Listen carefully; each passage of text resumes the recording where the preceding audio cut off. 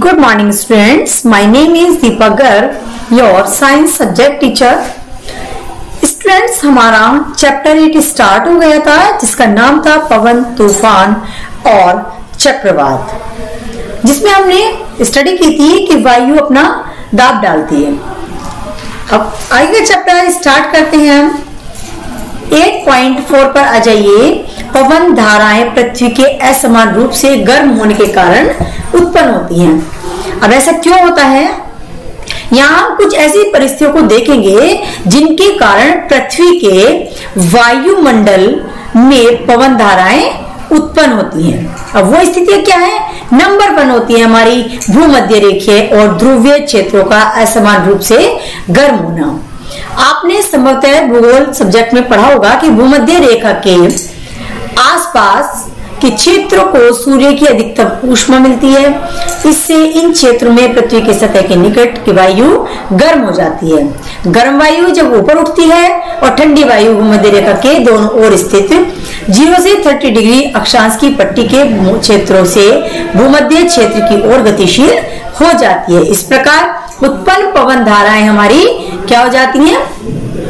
उत्तर और दक्षिण से भूमध्य की ओर बहती हैं। ध्रुव पर वायु पृथ्वी के लगभग 60 डिग्री अक्षांश तक के क्षेत्रों की वायु से ठंडी होती है। इन क्षेत्रों में गर्म वायु ऊपर उठती है, जिसका स्थान लेने के लिए ध्रुवों से ठंडी वायु उस ओर प्रवाहित होने लगती है। इस प्रकार वायु का प्रवाह ध्रुवों से अपेक्षाकृत अधिक गर्म क्षेत्रों की ओर होता रहता है। इसी तरह से हम समझ सकते हैं कि 30 डिग्री और 60 डिग्री अक्षांश के क्षेत्रों के असमान रूप से गर्म होने के कारण पवन का प्रवाह 30 डिग्री अक्षांश और 60 डिग्री अक्षांश की ओर होता है। पवन के प्रवाह की दिशा उत्तर दक्षिण दिशा में उत्तर से दक्षिण की ओर अथवा दक्षिण से उत्तर की ओर होती है। दिशा में यह परिवर्तन पृथ्वी के घूर्णन के कारण होता है। नेक्स्ट क्या आता है हमारा? थल और जल का असमान रूप से गर्म होना। गर्मियों में थलीय क्षेत्र अधिक तेजी से गर्म होता है और अधिकांश समय थल का ताप समुद्री जल की अपेक्षा अधिक रहता है। थल के ऊपर की वायु गर्म होकर ऊपर उठ जाती है। इससे पवन समुद्र के थल की ओर बहती है। यह मानसूनी पवन होती है। अब मानसून क्या है हमारा? मानसून शब्द की उत्पत्ति हमारी मौसम शब्द से होती है, जिसका अर्थ होता है ऋतु। सर्दियों में पवन की प्रवाह की दिशा विपरीत हो जाती है, अर्थात यह थल से समुद्र की ओर बहती है। अब समुद्रों से आने वाली पवन अपने साथ जल वाष्प बहाकर लाती है, जिससे हमारी वर्षा होती है। यह प्रक्रम क्या कहलाता है? हमारा जल चक्र का एक चरण कहलाता है।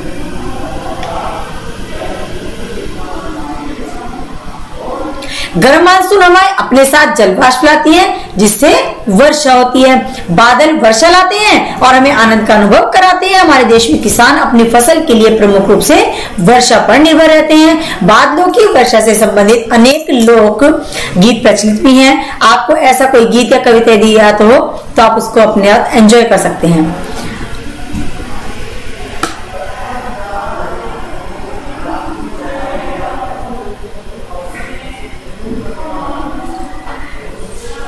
इसलिए वर्षा सदैव सुखदायी नहीं होती। कभी कभी वर्षा अनेक समस्याओं को भी जन्म देती है। क्या आप कुछ ऐसी समस्याओं के बारे में बता सकते हैं? कुछ प्राकृतिक घटनाएं ऐसी परिस्थितियों को जन्म देती हैं जिनसे कभी कभी आपदाएं भी आ जाती हैं। जंतु और पादपों के जीवन के लिए संकट उत्पन्न हो जाता है। ऐसी 2 घटित हम घटनाएं बताते हैं। नंबर 1 होती है हमारी तड़जंजा और दूसरा होती है चक्रवात।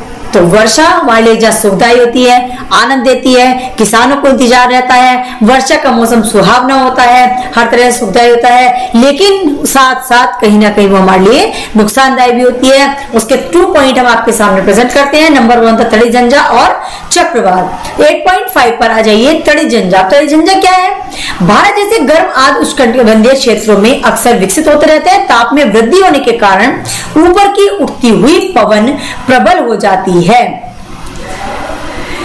पवन वायु में पहले से विद्यमान जल बूंदों को अपने साथ ऊपर की ओर ले जाती है, जहां ताप कम होने के कारण वे जम जाती है और पुनः नीचे की ओर गिरने लगती हैं। गिरती हुई जल की बूंदें और तीव्र वेग से ऊपर उठती हुई वायु की परस्पर प्रक्रिया बिजली से त्वरित कौंधती है। यानी कि आपने देखा होगा बारिश के मौसम में आसमान में जो बिजली चमकती है, बिजली चमकते हैं उसे ही हम त्वरित कह रहे हैं, जिससे ध्वनि उत्पन्न होती है। इस घटना को बिजली के चमकने से जो हमारी आवाज उत्पन्न होती है उसे हम कहते हैं त्वरित झंझावात।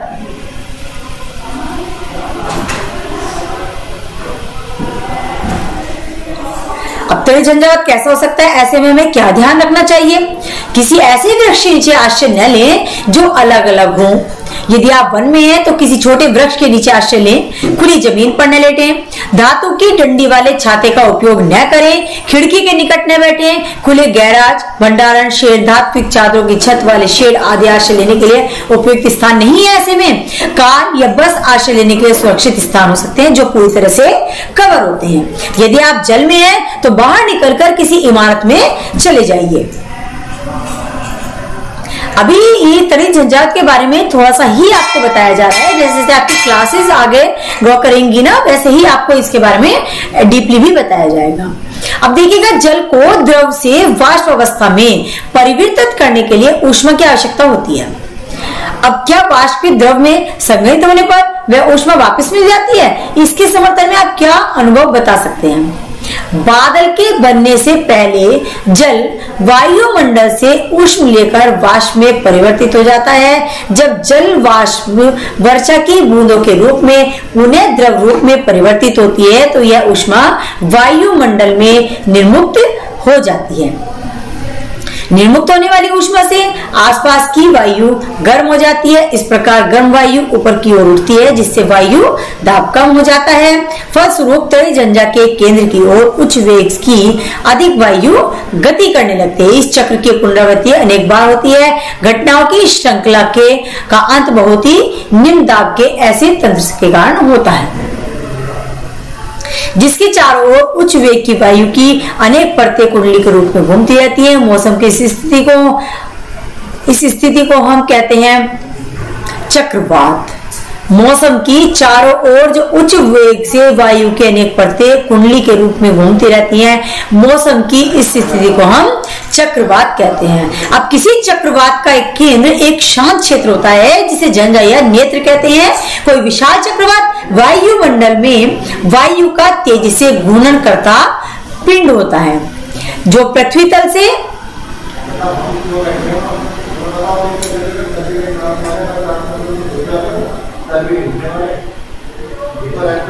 10 से 15 किलोमीटर की ऊंचाई पर स्थित होता है। चक्रवात के नेत्र का व्यास 10 से 30 किलोमीटर तक होता है। चित्र 8.11 में आप देख सकते हैं यह बादलों से मुक्त क्षेत्र होता है। इसमें पवन का वेग न्यून होता है, कम बिल्कुल। इस शांत और स्पष्ट नेत्र के इर्द गिर्द लगभग 150 किलोमीटर आमाप का बादल का क्षेत्र होता है। चित्र 8.12 इस क्षेत्र में उच्च वेग के पवन 152-250 किलोमीटर पर आवर से सघन वर्षा वाले घने बादल होते हैं। इस क्षेत्र से परे पवन वेग क्रमशः कम होता जाता है। चक्रवातों की उत्पत्ति का प्रक्रम अत्यधिक जटिल होता है। चित्र 8.11 में इसे एक प्रतिरूप द्वारा दर्शाने का प्रयास किया गया है।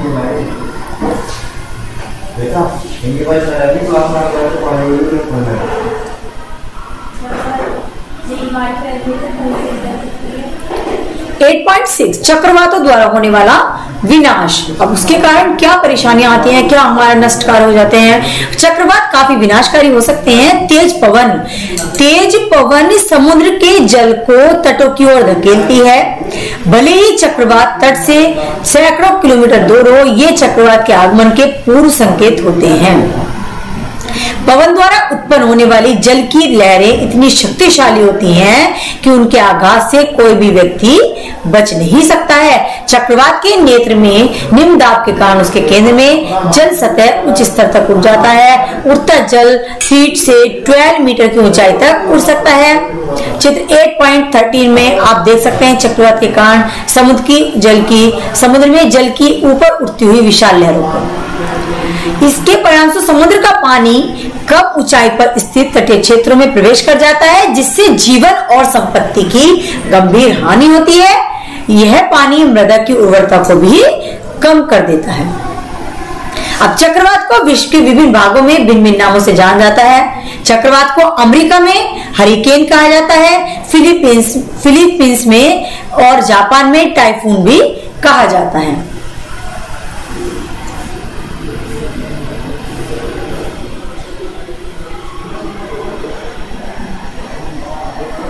किसी टॉर्नाडो का व्यास 1 मीटर जितना कम अथवा 1 किलोमीटर अथवा उससे भी अधिक हो सकता है। टॉर्नेडो की कीप जैसी ही संरचना उसके आधार के आसपास की धूल, पत्थर, कंकड़, कचरे और अन्य छोटी छोटी वस्तुओं को अपने अंदर खींच लेती हैं निम्न दाब के कारण, और फिर उन्हें अपने शीर्ष के निकट बाहर की ओर धकेलकर फेंक देती है। टॉर्नाडो के घातक प्रहार से जीवित रह गए कुछ व्यक्तियों द्वारा दिए गए विवरण आपकी जानकारी के लिए प्रस्तुत किए गए हैं। आप इनको डिस्कवरी चैनल की यंग डिस्कवरी सीरीज से देख सकते हैं। मैंने बादल को अपनी ओर आते देखा और घर के भीतर आश्रय लेने का प्रयास किया, लेकिन जैसे ही मैं दरवाजे तक पहुंचा घर हवा में उड़ गया, मुझे कभी चोट नहीं लगी। तूफान के बाद हमें गेहूं के खेतों से कचरे को साफ करना था। हमें वहां टूटे हुए बोर्ड और वृक्षों की शाखाओं के साथ साथ मुर्गियों के चूजों, मुर्गियों और खरगोशों के मृत शरीर देखने को मिले, जिन्हें देखकर ऐसा लग रहा था कि जैसे किसी ने उनके शरीर से उनकी खाल उतार ली हो। टॉर्नाडो के से बचाव के लिए आश्रय भूमि में गहराई पर अथवा किसी भवन के अंदरूनी भाग में स्थित ऐसे कक्ष होते हैं जिनमें खिड़कियां नहीं होती। यदि ऐसे आश्रय उत्पन्न हो तो टॉर्नाडो के बचाव के लिए खिड़कियों को बंद करके किसी मेज, बेंच आदि के नीचे आश्रय लेना बेहतर रहता है। इन स्थानों में कचरा आसानी से नहीं पहुंचता है। बचाव के लिए आपको घुटनों के बल नीचे झुककर अपने बाहों को अपने सिर और गर्दन के चारों ओर लपेटना चाहिए। चक्रवात अपने साथ अति उच्च वेग की पवन लाते हैं जो घरों, दूरभाष, अन्य संचार प्रणालियों, वृक्षों आदि को क्षति पहुंचा सकते हैं, जिससे जीवन और संपत्ति की अत्यधिक हानि होती है। अब टॉर्नाडो, हमारे देश में टॉर्नाडो अधिक नहीं आते हैं। टॉर्नाडो गहरे रंग के कीप आकार बादल होते हैं। इनकी कीप जैसी संरचना आकाश से पृथ्वी तल की ओर आती हुई प्रतीत होती है। अधिकांश टॉर्नाडो कमजोर या निर्बल होते हैं, परंतु कोई विनाशकारी टॉर्नाडो लगभग 300 किलोमीटर के वेग से गति कर सकता है। टॉर्नाडो चक्रवातों के भीतर भी बन सकते हैं। भारत की संपूर्ण तटरेखा विशेष रूप से पूर्वी तट चक्रवातों के लिए संवेदनशील है, जबकि भारत का पश्चिमी तट चक्रवातों के प्रबल आवृत्ति से ही संदर्भों में अपेक्षाकृत कम संवेदनशील है। हमने पढ़ लिया है कि झंझा या तूफान निम्न दाब के तंत्र होते हैं। झंझा के निर्माण में पवन महत्वपूर्ण भूमिका निभाती है। इससे पवन के वेग की माप करना महत्वपूर्ण है। वेग की माप करने वाले उपकरण को हम कहते हैं वायु मापी यंत्र।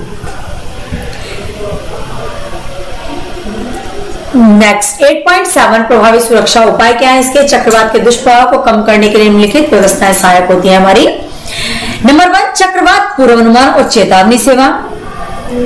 सरकारी संस्थाओं, समुद्र तटों, मछुआरों, जलपोतों और आम जनता को शीघ्र गतिशील चेतावनी देने के लिए तीव्रगामी संचार व्यवस्था हमारी होनी चाहिए। चक्रवात संभावित क्षेत्रों में चक्रवात आश्रयों का निर्माण लोगों को तेजी से सुरक्षित स्थानों पर पहुंचाने के लिए प्रशासनिक व्यवस्था होनी चाहिए। जनता द्वारा किए जाने वाले कार्य हमें मौसम विभाग द्वारा दूरदर्शन, रेडियो अथवा समाचार पत्रों के माध्यम से प्रसारित की जाने वाली चेतावनियों को नजरअंदाज नहीं करना चाहिए।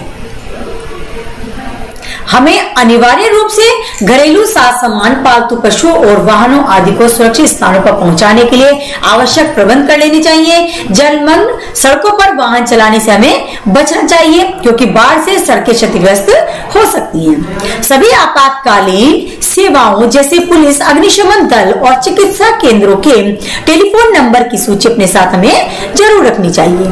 यदि आप चक्रवात प्रभावित क्षेत्र में रहते हैं तो कुछ अन्य सावधानियां बरतनी होंगी।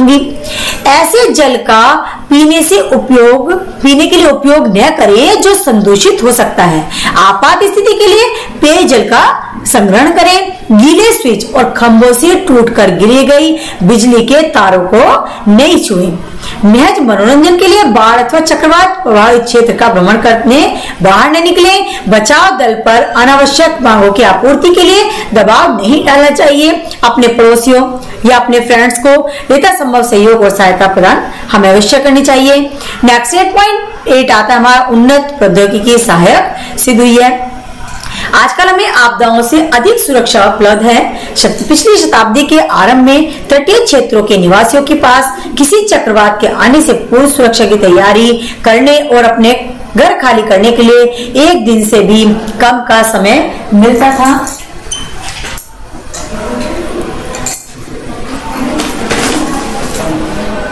उपग्रहों और रडार की उपलब्धता से अब यह संभव हो गया है कि किसी संभावित झंझा के 48 घंटे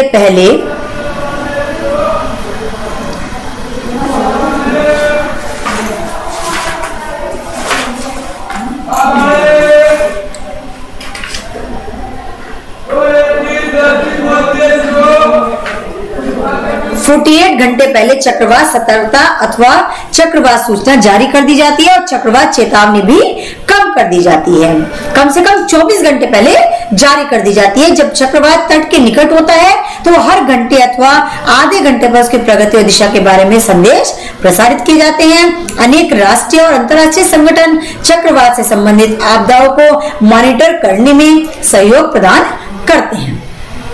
स्टूडेंट, इसी के साथ आपका चैप्टर एंड होता है। नेक्स्ट टर्न पर आपको चैप्टर के नोट्स सेंड किए जाएंगे।